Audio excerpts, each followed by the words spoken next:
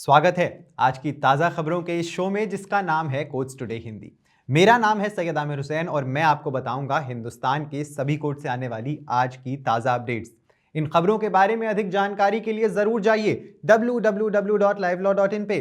वैसे तो इन सारी खबरों के लिंक आपको नीचे डिस्क्रिप्शन में भी मिल जाएंगे। तो आइए आज के एपिसोड को शुरू करें।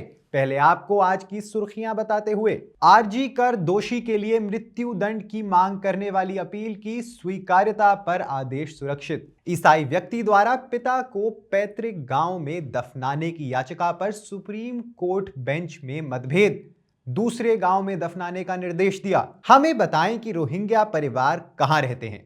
स्थानीय स्कूलों में रोहिंग्या बच्चों के एडमिशन की मांग करने वाली याचिका पर supreme court.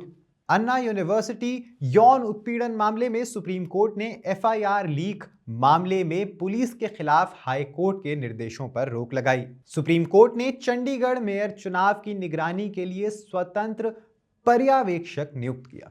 Delhi coaching centre मौत मामले में बेसमेंट के 4 सह मालिकों को मिली जमानत। आज की पहली जरूरी खबर में कलकत्ता उच्च न्यायालय ने आरजी कर मेडिकल कॉलेज और अस्पताल में एक प्रशिक्षु डॉक्टर के साथ बलात्कार और हत्या के दोषी संजय रॉय को दी गई आजीवन कारावास की सजा के खिलाफ पश्चिम बंगाल राज्य और सीबीआई द्वारा अपील की स्वीकार्यता पर अपना आदेश सुरक्षित रख लिया है। सत्र अदालत द्वारा अपराध को दुर्लभतम की श्रेणी में नहीं पाने और मौत की सजा से इनकार करने के बाद दोनों अधिकारियों सीबीआई और पश्चिम बंगाल राज्य दोषी के लिए मौत की सजा की मांग कर रहे हैं। सीबीआई ने इस आधार पर राज्य की अपील का विरोध किया है कि यह स्वीकार्य नहीं है क्योंकि जांच एक केंद्रीय एजेंसी द्वारा की गई थी और इसीलिए केवल केंद्र सरकार ही आदेश के खिलाफ अपील को मंजूरी देने के लिए अधिकृत है।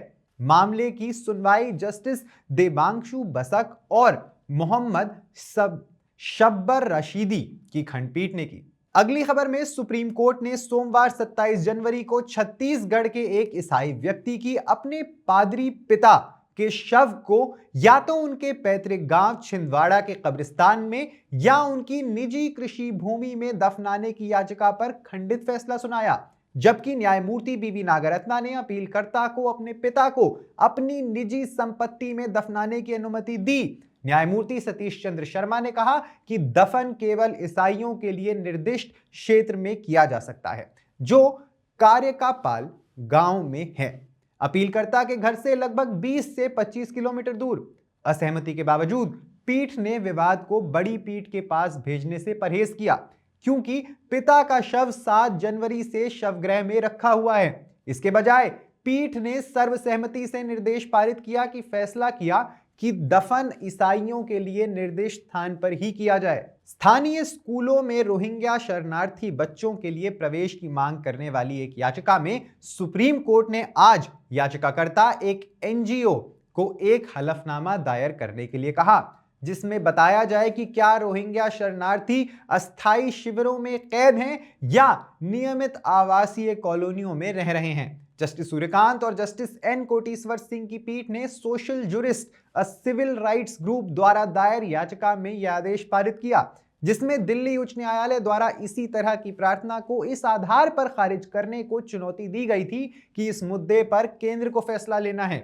सुनवाई के दौरान याचिकाकर्ता एनजीओ के वकील ने दलील दी कि याचिकाकर्ता केवल कमजोर रोहिंग्या शरणार्थी बच्चों के लिए शिक्षा सुविधाओं की मांग कर रहा था। जवाब में न्यायमूर्ति कांत ने जांच की रोहिंग्या परिवार कहां रह रहे हैं क्योंकि यदि वे सीमित शिविरों में स्थित हैं और बच्चों को स्कूल जाने के लिए बाहर जाने की इजाजत है तो उनके अभिभावक भी स्वाभाविक रूप से इसका पालन करेंगे। अगली खबर में सुप्रीम कोर्ट ने आज 27 जनवरी को चेन्नई में अन्ना विश्वविद्यालय परिसर के अंदर इंजीनियरिंग द्वितीय वर्ष की छात्रा के यौन उत्पीड़न मामले में एफआईआर के लीक होने के संबंध में विभागीय जांच करने के लिए तमिलनाडु पुलिस को मद्रास उच्च न्यायालय के निर्देश पर रोक लगा दी।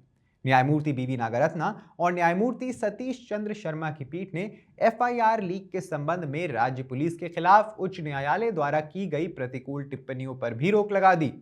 उच्च न्यायालय द्वारा की गई प्रतिकूल टिप्पणियों को हटाने की मांग करने वाली राज्य की याचिका पर उत्तरदाताओं को नोटिस जारी करते हुए अंतरिम आदेश पारित किया गया है। चंडीगढ़ के मेयर कुलदीप कुमार द्वारा दायर याचिका में सुप्रीम कोर्ट ने आज 30 जनवरी को होने वाले चंडीगढ़ मेयर चुनाव की निगरानी के लिए पंजाब और हरियाणा उच्च न्यायालय की पूर्व न्यायाधीश न्यायमूर्ति जयश्री ठाकुर को एक स्वतंत्र पर्यवेक्षक के रूप में नियुक्त किया।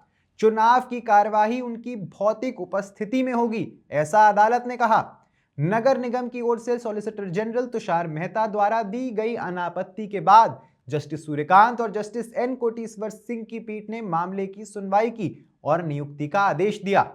आज नगर निगम की ओर से पेश एसजी मेहता ने कहा, इतिहास हर बार खुद को नहीं दोहरा सकता।